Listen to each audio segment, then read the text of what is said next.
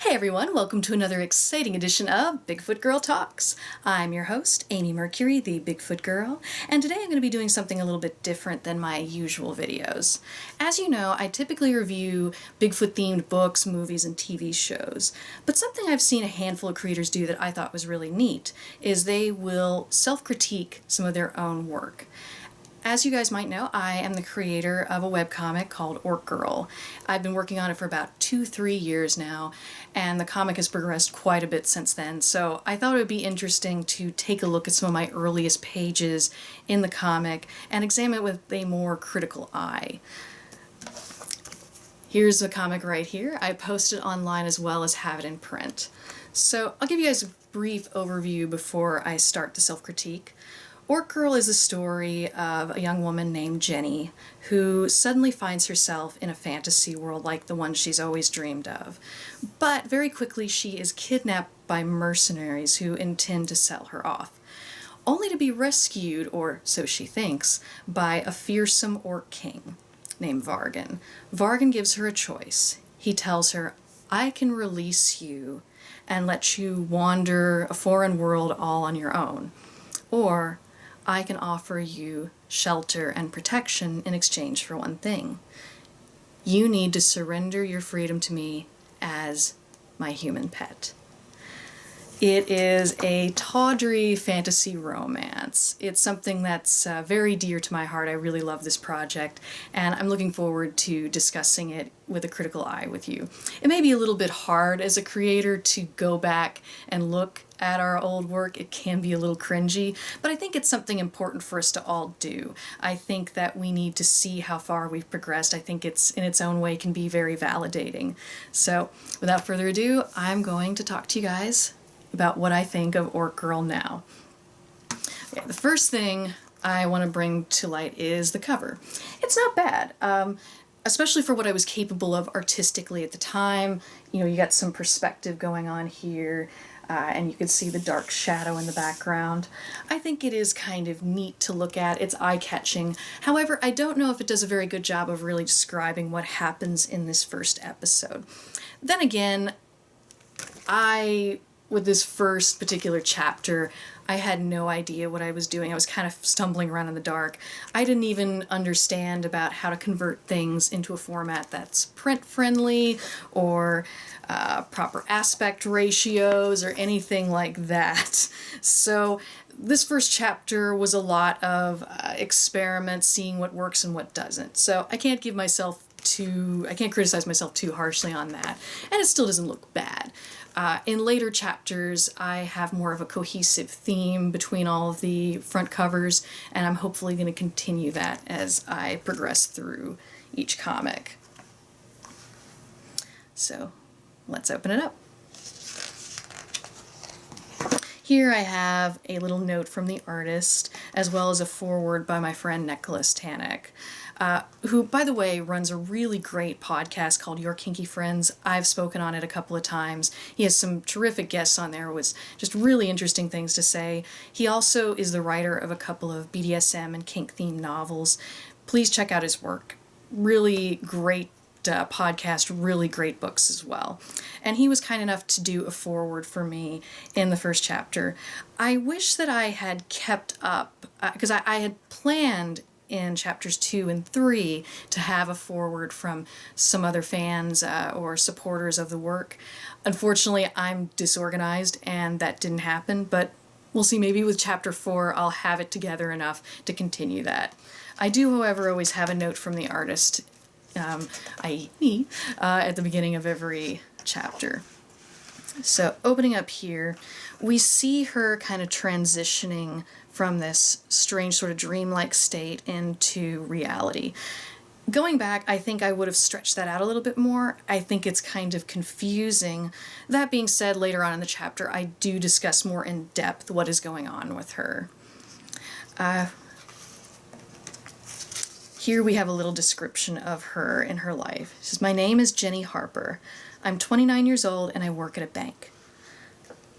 I live alone in an old but cozy apartment on a quiet street, in a cozy but old quiet town. I wanted to make Jenny very relatable. I wanted her to, be full of flaws and, but also a charming and endearing character so that people could look at her and find her very identifiable. So here she is coming home alone. This, I will say, like, out of my first chapter here, this is one of my favorite panels. It's very simple, but you can see, like, the outline of her form against the brightness of the outside and the darkness of the apartment that she's walking into. And if you've ever lived alone and you're coming home on a cold, wintry night, it can feel very isolating to come home to a dark house, and I wanted to convey that feeling, especially in this first couple of pages here, to let you know that Ginny does live alone and give you a little bit of information about who she is. Here we've got kind of some stock backgrounds, or this is my awkwardly drawn view of her apartment here. I'm going to be honest, guys, I didn't have a whole lot of experience with drawing backgrounds when I first started working on this. Even now, my background skills are a little, but I just kind of worked with what I had. There's a lot of stock backgrounds that I used in these, especially in chapter 1 and on into chapter 2, and I've started to get myself a little bit away from the crutch of using it. But at the beginning here, it was just telling the story and getting out what I wanted to say was what was important. Here we see where Ginny is, stepping into the shower, and not long after finds herself having another one of her episodes, as she calls them. And these episodes are a state in which she finds herself all of a sudden in a different world.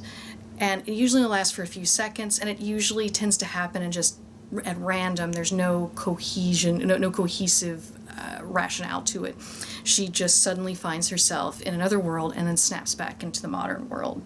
And she has no idea what is causing this, but it is creating a lot of anxiety for her as she tries to figure it out, understandably. So here, I remember for these pages, I used a lot of selfies. In fact, especially in this first chapter, I was still learning a lot about anatomy, so I took a lot of pictures of myself so that I would know how to draw her in different poses. Here's one of the stock backgrounds I talked about. I wasn't even going to attempt to try to draw all of that, especially not then.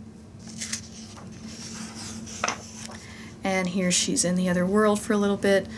This page I actually really like the way it turned out. The pose is nice. I think I actually found a stock pose for that. It wasn't just me posing. But you can see the world around her, that this fantasy world fading as she goes back into reality again. Over these next couple of pages, she's going to be discussing some of these episodes she's been having with her mother. And I wanted in these particular pages to, show her apartment, to show a very real side to what she's experiencing. I was really happy that one of the readers of my comic said during these pages, she said that she was a nurse and that she felt that the medical jargon that they're discussing held up without sounding too technical. So I was really proud of that. I did use a lot of stock backgrounds here to get her apartment. I embellished upon it so it looked a little bit more natural, but that was a big crutch I was using at the time. Here's, a case in point of one of my stock backgrounds. This was a stock. A couple of these, though, however, like this right here, if you've seen, I did a little Orc Girl scrapbook recently. I took pictures of myself putting a pizza pan in the oven so that I would have the right pose for that.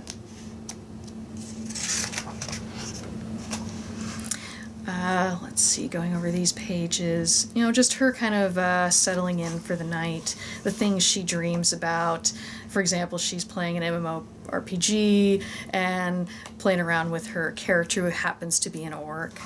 And here she goes into her room to read a romance novel called The Viking Captive. So these 2 pages were a lot about foreshadowing for what was to come. Also to give a little bit of information about what Ginny likes, what her interests are, to make her seem more real and relatable.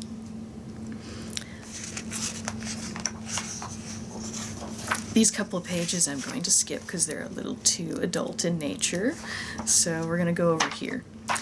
These pages were, Ginny is reflecting a little bit on her past. She's talking about her ex-boyfriend, and if you remember in the first couple of pages, she talked about that someone used to live with her and is not there anymore. So we are left to conclude that it was her ex-boyfriend.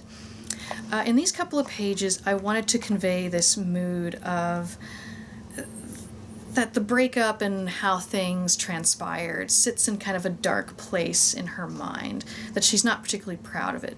We don't have the full story just yet, and even though I'm in the middle of chapter 4 right now in the story, we still don't have the full story, and I'm kind of dragging that out a little bit, because that is actually an important part of who Ginny is as a character.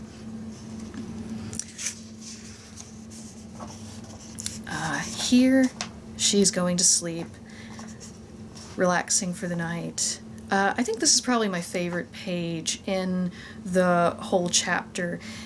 There's not a whole lot going on. I mean, it's kind of simple, but I wanted to show kind of the dark background and her in contrast with it, to show this gentle kind of transition into the fantasy world, whereas before they'd been kind of jarring, whereas here it really just feels like a typical dream. And then she wakes up in the fantasy world thinking at first she thinks she's just at home, waking up in her bed, and then looks up and finds herself surrounded by these guys. As far as like this page, I felt like it was a little bit awkward. I feel like her pose looks a little stiff here, and my drawings of these guys I think could have been a little bit better. Once again, I was still learning a lot. I hadn't really sketched them out very in depth before I drew this page. I just kind of jumped into it. So probably not my best page in the work, but still one that's kind of necessary. Here you see them kind of looming above her. I could say that maybe that was a little bit awkwardly drawn as well, but I do feel that compared to what else I was capable of at this time, it still gets across the feeling that they're kind of like looming over her. You've got the perspective with it as well. So these guys are the mercenaries that I mentioned earlier. At first, Ginny just thinks that this isn't real, or that maybe she has sleepwalked and wandered into a Ren fair, so she's not taking it very seriously. But she soon learns over these next couple of pages that these guys are actually legit. At first, you'll notice that when they speak, I put in the speech bubbles kind of like squiggly lines to indicate that they don't speak the same language. For a little clarification, people in this world they have a bunch of different languages, but they all have one kind of common language that most everybody speaks as well. And the elf character right here casts a translation spell so that Ginny is able to communicate with them. And maybe in retrospect that was a little convenient, but I wanted some way to, because a common trope I find in fantasy that bothers me a little is that not everybody suddenly speaks the same language, and that doesn't really make a lot of sense to me. So I wanted something to demonstrate that, okay, they don't speak English like she does, and something plot-wise to justify that and how she can suddenly speak the same language as them. So here she's learning that these guys are not just kidding around, and that they intend to tie her up. I really did not like how this panel turned out at all. Looking over her shoulder, the way I drew that was kind of poor drawing skills on my part. It just kind of, you can't really tell that if she's looking over her shoulder, if she's facing forward. It's a little awkward, but that's just things that you learn. That's actually kind of a difficult pose to draw with anybody. Going forward here, where it's just kind of continuing on with them tying her up and taking her away. See, this page, I actually really like this panel here. because this was when I was starting to break away a little bit from the crutch of using stock backgrounds. I kind of used a little bit of mixture of the two. Like I drew the trees here and the trees in the front, and I liked the kind of perspective it created. And like in the very background, I used just kind of like a stock tree background to give it more depth. But I like the almost three-dimensional way this panel turned out. And here we see her just being dragged away by the wagons. Incidentally, guys, I hated drawing these wagons. They were the bane of my existence throughout all of chapter 2 because I had to draw them like for a lot of scenes, and I could never quite get them to look right. They always looked awkward, so I hated them even more. So when I finally was able to stop drawing them at the end of chapter 2, I rejoiced. I was like, oh, thank God, I never have to draw them again. Here in the last 2 pages here are a little snippet of what is going on in what we can presume is the Orc Kingdom. Now, I think my biggest self-criticism for chapter 1 of Orc Girl is that it took us to the last 2 pages to actually see the orcs. That was probably a little bit of poor planning on my part. In retrospect, if I were to do this chapter all over again, I think I would start with Jenny having met Vargan. And everything that we just saw would have been sort of a flashback. And I would have just continued the story from there. So at least we could kind of have an idea of where the story is going from the beginning. That being said, I did want to take a lot of time to describe that this is Jenny's story. This is the story of her. This is the story of how she grows and progresses and who she becomes. So I think maybe my goal at the beginning of the story changed a little bit. And I think with the knowledge I have now, that I would draw it differently. But on the other hand, I think, we get there eventually, and that's the most important part, I suppose. But just a little self-critique I have there. So we see a note has been sent to the Orc Kingdom. This character is actually going to be a main character later on, so remember him. And he's announcing to Lord Vargan, "We've found him. We know where your brother has been taken." The mercenaries are taking him along the Northwest Pass towards the slave city of Branham. And you see the back of, presumably, Lord Vargan. "Notify the war chief to rally the troops and tell him to make haste. We ride within the hour." So now we can see where both stories are going to line up here, or both paths are going to align. I made a point to not show, and this is Vargan, not that that's a spoiler at that point, but we learn that this is actually the Orc King. I made a point to not show his face. I wanted him to still be sort of shrouded in mystery so that when we finally do see him, it could have a bigger impact. And that is chapter 1 in a nutshell, guys. It certainly has its flaws. It is not what I would do now, but I personally, when I'm reading other people's webcomics, I like seeing the flaws. I like seeing the things that are sort of imperfect about them.